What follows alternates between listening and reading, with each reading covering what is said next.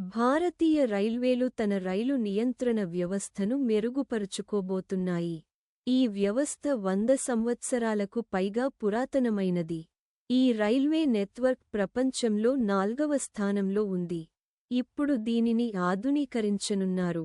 ఇది పనితీరు, భద్రతను మెరుగుపరుస్తుంది.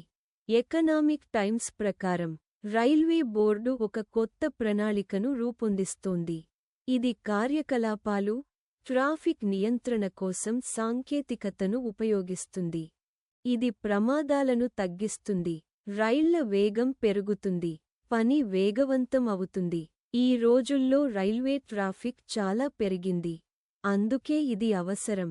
ఈ మార్గాలపై దృష్టి, సరుకు రవాణా కారిడార్లు, హై స్పీడ్, మిశ్రమ ట్రాఫిక్ మార్గాలపై ప్రత్యేక శ్రద్ధ వహిస్తామని ఒక సీనియర్ అధికారి తెలిపారు.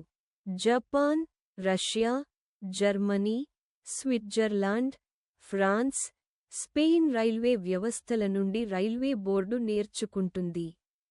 కానీ అక్కడి వ్యవస్థలను నేరుగా ఉపయోగించలేము, ఎందుకంటే భారతదేశంలో రైల్వేల పని చాలా భిన్నంగా ఉంటుంది. ఏదైనా పరిష్కారం భారతదేశానికి అనుగుణంగా ఉండాలని అధికారి చెప్పారు.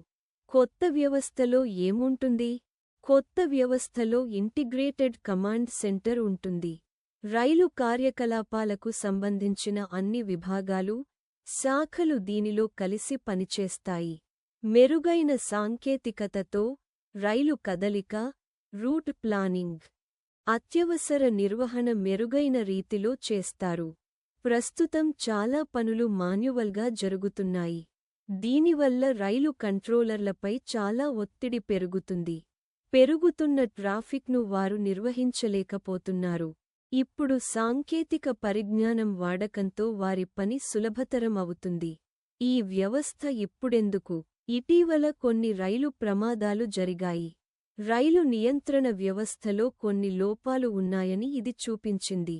అందువల్ల మెరుగుదలలు చేయడం చాలా ముఖ్యమైంది.